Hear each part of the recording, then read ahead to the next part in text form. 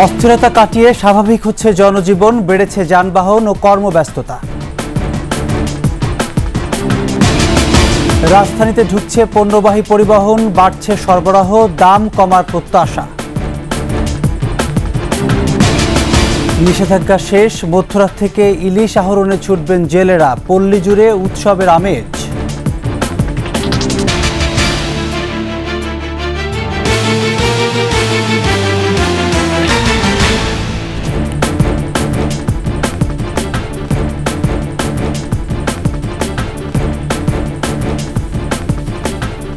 শুনছিলেন first security ইসলামী bank PLC সংবাদ শিরোনাম। আমন্ত্রণ দুপুর 2টার 21 সংবাদে, সাথে আছি আমি প্রণব চক্রবর্তী। দর্শক, 21 টেলিভিশনের সংবাদ একই সাথে সরাসরি দেখতে পাবেন আমাদের ফেসবুক পেজ www.facebook.com/2124 অনলাইনে। রাজধানী জুড়ে টহল দিচ্ছে সেনাবাহিনী, র্যাব, পুলিশ ও বিজিবি। অলিগলি ও গুরুত্বপূর্ণ সব পয়েন্টে রয়েছে তল্লাশি সহ কড়া নিরাপত্তা ব্যবস্থা। পরিবহন বেশি না চললেও রিকশাসহ ছোট যানে স্বস্তিতে জরুরি কাজ সারতে পারছেন নগরবাসী। বলছেন, কারফিউর চতুর্থ দিনে স্বস্তি ফিরেছে আরও অনেকখানি। আকাশুজ্জামানের রিপোর্ট। কোটা সংস্কার আন্দোলনে ভর করে রাজধানী সহ দেশ জুড়ে চলছিল বিএনপি জামাতের সহিংসতা, জ্বালাও পোড়াও। জনগণের জানমাল রক্ষায় কারফিউ দিয়েছে সরকার, মাঠে নেমেছে সেনাবাহিনী। চতুর্থ দিনেও রাজধানীর গুরুত্বপূর্ণ পয়েন্টগুলোতে চলছে নিশ্চিদ্র নিরাপত্তা। অনেকখানি স্বস্তি ফিরেছে জনমনে। জরুরি কাজে নির্বিঘ্নে বের হচ্ছেন নগরবাসী।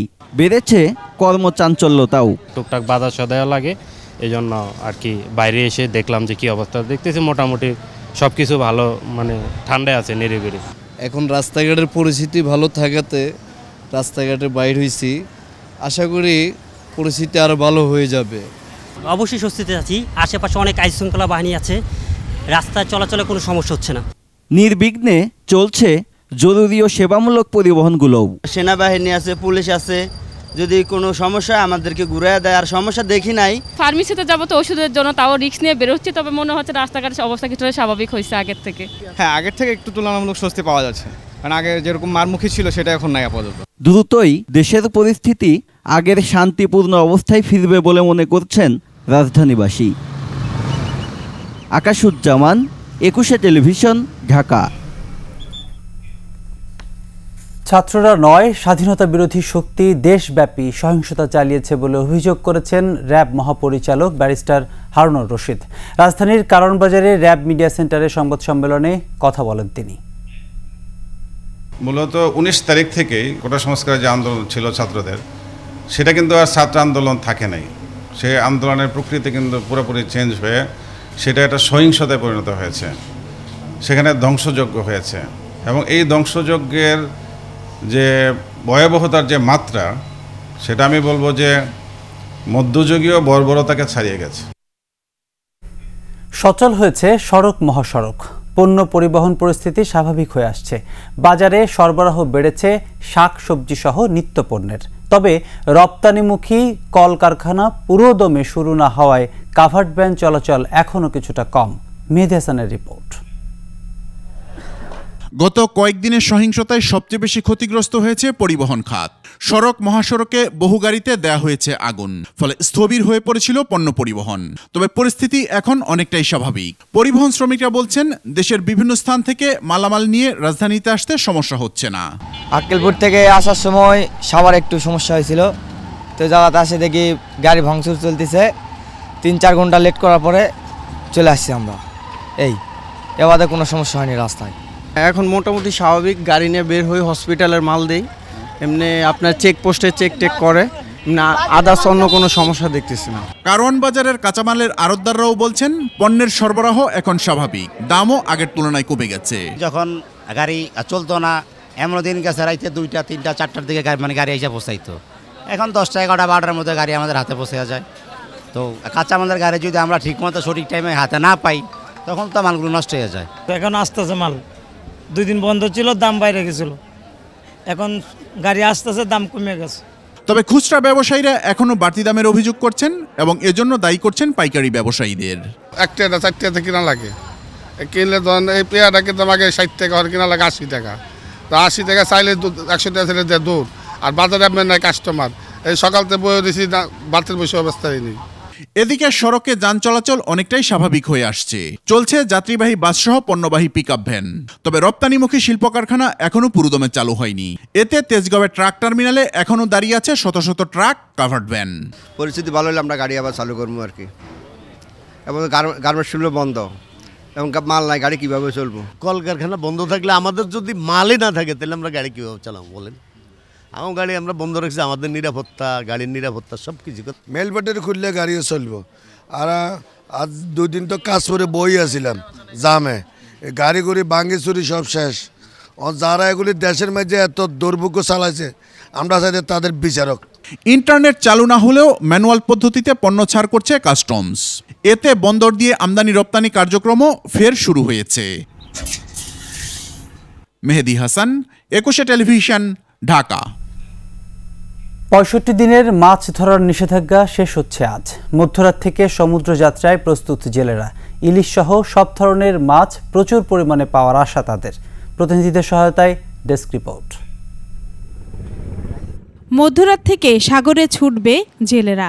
শেষ হলো 65 দিনের নিষেধাজ্ঞাজনিত অপেক্ষা। জেলে পল্লী জুড়ে উৎসবের আমেজ। কেউ বা শেষ মুহূর্তে করছেন জাল মেরামত, কেউ বা গোছাচ্ছেন নৌকা। নিষেধাজ্ঞা চলার সময় সরকারি সহায়তা অনেকে পেলেও কারো কারো কাছে তা পৌঁছয়নি বলে অভিযোগও রয়েছে। তবে সব ছাপিয়ে এখন জেলেদের চোখে মুখে নৌকা ভর্তি মাছের স্বপ্ন। পটুয়াখালী, বরগুনা, কক্সবাজার, বাগেরহাট, সাতক্ষীরা সহ বিভিন্ন উপকূলীয় জেলার ঘাট থেকে গভীর সাগরে যাবেন জেলেরা। ঝাঁকে ঝাঁকে ধরা পড়বে মাছ। জেলেদের পাশাপাশি আড়তদাররাও বুনছেন আশা। আমরা আগামীকাল নামবো, তো এই যদি মাছ থাকে তাহলে আমরা ধার দেনা করে অনেকেই আছি, খাইছি, দেনা আছে, কিস্তি টিস্তি আছে, মানে দেনা ফেনা করে চলছি। এখন মাছ পাইলে সানা দেনা। প্রজন্ম মৌসুমে 20 মে থেকে 22 জুলাই পর্যন্ত গভীর সমুদ্রের 200 নটিক্যাল মাইল এলাকায় ইলিশ সহ সব ধরনের মাছ ধরার উপর নিষেধাজ্ঞা দেয় মৎস্য অধিদপ্তর। রত্না সামান, ডেস্ক রিপোর্ট, 21 টেলিভিশন। নিচ্ছি বিরতি, যখন ফিরছি তখন থাকছে। কক্সবাজারে আটকে পড়া 3000 পর্যটককে ফেরানো হচ্ছে ঢাকায়।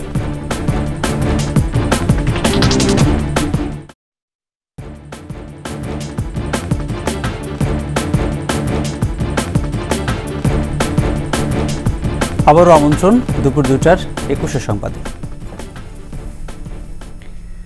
কক্সবাজার থেকে আটকে পড়া প্রায় 3000 পর্যটককে ঢাকার উদ্দেশ্যে পাঠিয়েছে জেলা প্রশাসন। সকাল 10টা থেকে তৃতীয় দফায় 75টি বাসে সেনাবাহিনী, বিজিবি সহ আইন শৃঙ্খলা বাহিনীর তত্ত্বাবধানে রওনা হন তারা। পরিস্থিতি স্বাভাবিক না হলে আটকে পড়া বাকি পর্যটকদেরও পাঠানো হবে বলে জানিয়েছে জেলা প্রশাসন।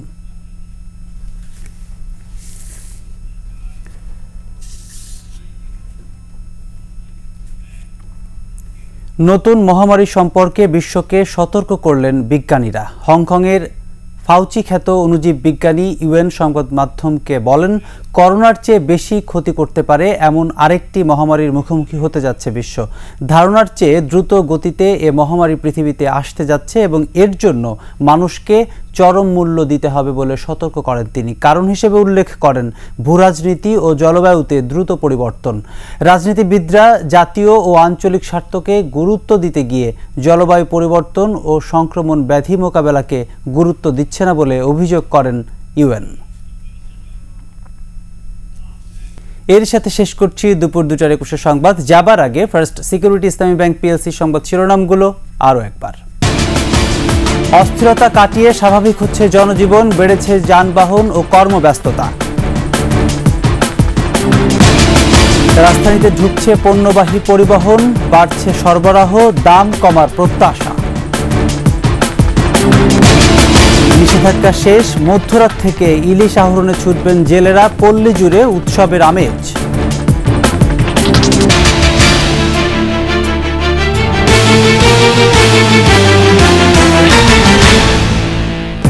দর্শক, সর্বশেষ সংবাদ জানতে ডায়াল করুন 2024 নম্বরে, আর ভিজিট করুন ekushe-tv.com এই ওয়েবসাইটে। এছাড়া ফেসবুকে ভিজিট করতে পারেন www.facebook.com/ekushe24 অনলাইনে। এতক্ষণ সঙ্গে থাকার জন্য ধন্যবাদ। সন্ধ্যা 6টায় একুশের দেশের সংবাদ দেখার আমন্ত্রণ রইল। একুশের সাথেই থাকুন।